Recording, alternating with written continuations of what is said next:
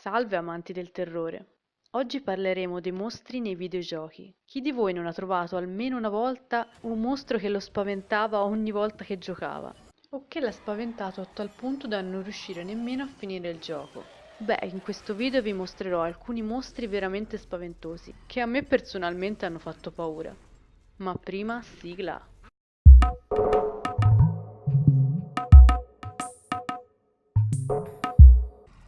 Il Berserker appartiene alla categoria videoludica di Gears of War.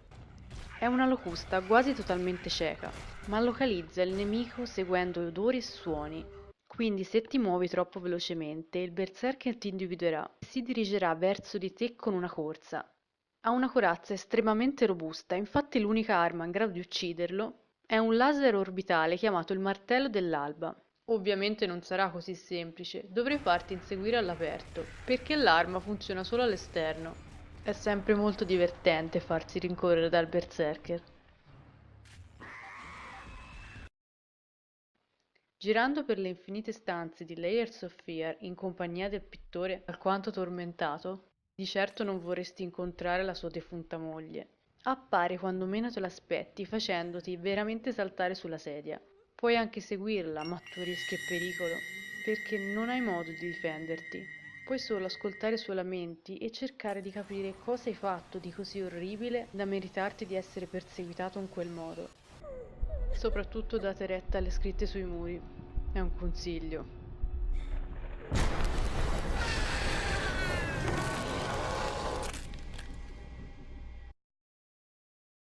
Lo xenomorfo è un predatore con i sensi altamente sviluppati, così forte e veloce che raramente la vittima riesce a sopravvivere.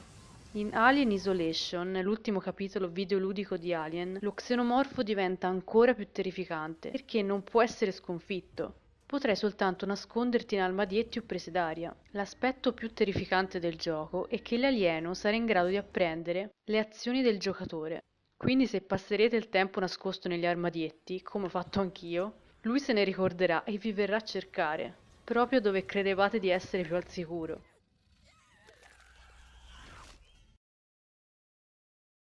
I necromorfi, nemici principali della serie Dead Space, sono parassiti che infestano i corpi, sia morti che vivi, per poter espandere la propria specie.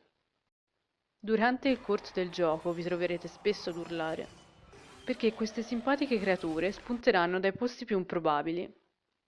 Ci sarà un motivo per cui Dario Argento ha apprezzato questo gioco. Pyramid Head, il principale antagonista di Silent Hill 2, è sicuramente il personaggio o uno dei personaggi più inquietanti e spaventosi nella storia dei videogiochi. Ha un grande casco triangolare che gli copre completamente la testa, che a quanto detto dagli sviluppatori rappresenta dolore e sofferenza.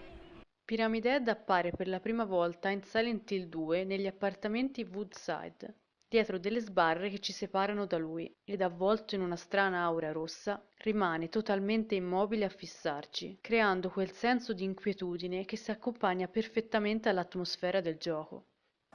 E voi cosa ne pensate? Questi mostri vi hanno spaventato? Fatemelo sapere con un commento. E poi non dimenticate di iscrivervi al canale, noi ci sentiamo al prossimo video. Buona paura a tutti!